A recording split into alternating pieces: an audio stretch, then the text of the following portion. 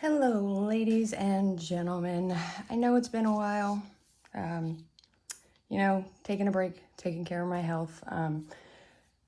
Finally feeling like getting back into the swing of things, so I thought it would be fun. I started off with the cuticle video. I thought it would be fun to get back to the inexpensive Amazon brushes for a little while. So I got a couple lined up for this week. I have for today the Gella number 10.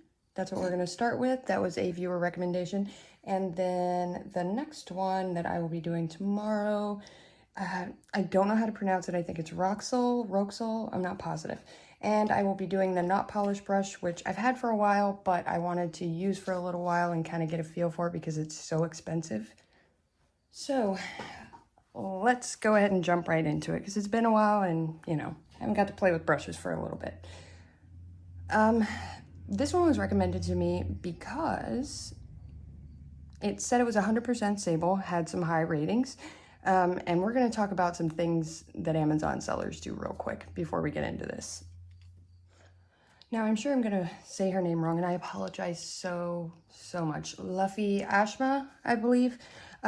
She was just going through and found a couple of recommendations for me to try because they did say sable and they had good ratings. This was one of them. Now, we've already discussed about the whole sable, real hair thing that Amazon sellers can do. The other thing I want to talk about is buying reviews. I know because I used to do it. They would send me products with the kind of vague directive to leave a 5-star review. They would PayPal me money to buy the product and then leave a great review. So reviews are really hard to trust on there. Ignore the 5-star reviews because any 5-star reviews are all they're after, okay? So those you absolutely cannot trust. Go and check out their 4-star reviews, their 3-star reviews. See how many of those there are compared to 1 and 0 and whatever. That's where you can usually find the truth. They're usually they only want 5-star reviews because it gets them pushed up higher in the searches, and that's what people look at. So if you're going to go read reviews, look at the 4s, the 3s, the 2s, and the 1s and see what the balance is between those numbers. That's where you're going to find your sweet spot, and that's where you're going to find the truth. Anyway, so at first glance, it's a pretty familiar handle. They said this was a size 10. Let me see. Let me pull out another size 10. It's pretty small. Like this is the 8 from Nail Supply Glamour, which this one runs about true to size. Let me see what else I can find. What's this one? This is a Glitter Bells 10. So it's fairly small. Let's talk about why. So we're going to look at this up close because I want you guys to take a look at something. And some of you have been here for a while, so you already know what I'm showing you.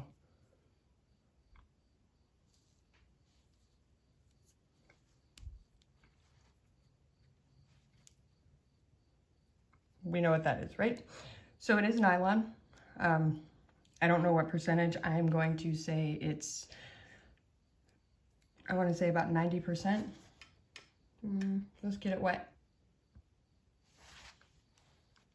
Get my light down here correctly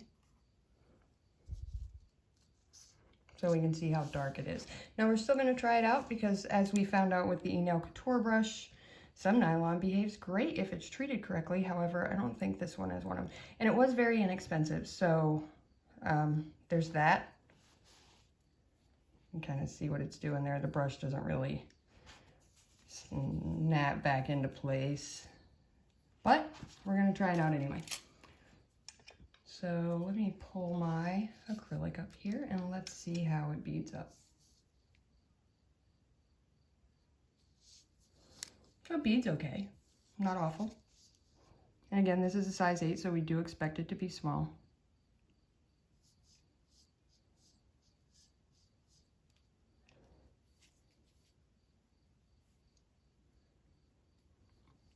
We're going to do a couple more beads and look at the brush when we're done. However, it's not going to do very big beads because, well, it's not really holding monomer very well, which is it's what we expect from the nylon brushes, which Let me just say, Luffy, I do appreciate you going through all of those brushes. Like, you're a real one. I really appreciate it. She went through tons of Amazon brushes looking for ones with good reviews that said they were Sable. And she found a couple for me. Saved me like hours of work of digging through and looking for new ones to try out. I really appreciate it. And one of the weirdest parts about doing this with these brushes is, like, if you know ahead of time, like on a few brushes I knew ahead of time that they weren't great, but I had to buy it anyway just to show, because how else do I let you know, you know? So it's kind of weird buying brushes that I know aren't going to be great, but it is kind of cool to talk trash, but we don't know until we buy them. So that's why I do what I do. I buy the bad ones and, you know.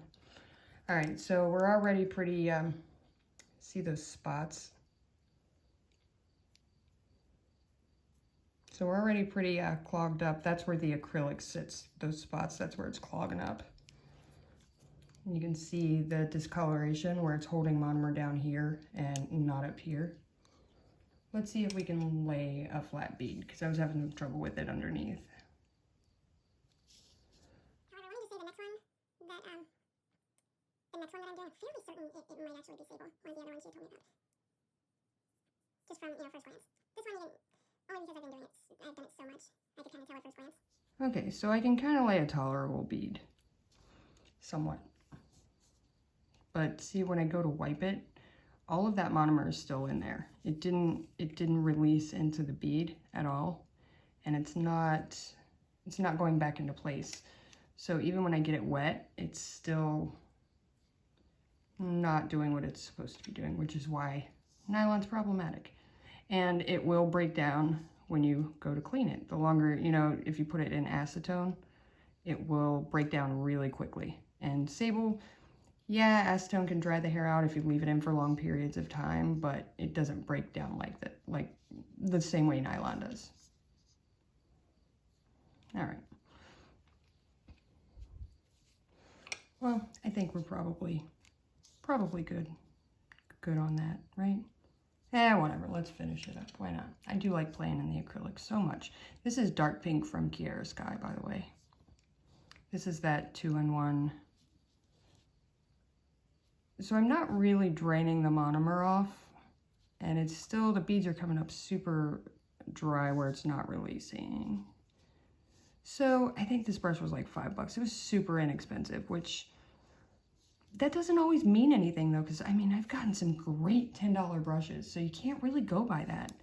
Because look, how many of those Beetle brushes have I bought? I've probably bought 30 of the Beetles brushes and sent them out as gifts just because they're normally $10 and they're such great quality. So you can actually work with it a little bit, but no, it's not one. All right. So I will not be including the link to this one. I am going to return it because that is not what they said it was. And by all means, we do not let these companies keep our money when they lie to us. Like if it's nylon, if it's synthetic, say that, because some people prefer synthetic brushes. Yeah, it's pretty bad. It got clogged up. They straight lied. This, first off, it doesn't even look anything like the pictures. So if you're going just off of the Amazon thing, this is not what the brush looked like. The hair looks nothing like the pictures. So not cool. Not cool in a Gella. Not cool. Anyway, so I will see you guys on the next one with this one, which we will be taking a look at, which this one, you can kind of see some nylon in there, but it does have more of a sable feel to it, but we'll find out. So, and, oh yeah, wait, and the not polished brush. We're going to take a look at this one too. I think this was like $40. Oh my God, it was so expensive and it hurt my feelings to buy, but we're going to take a look at this one. I've been using it as much as I can just to get a good feel for it. So, as always, thanks for watching.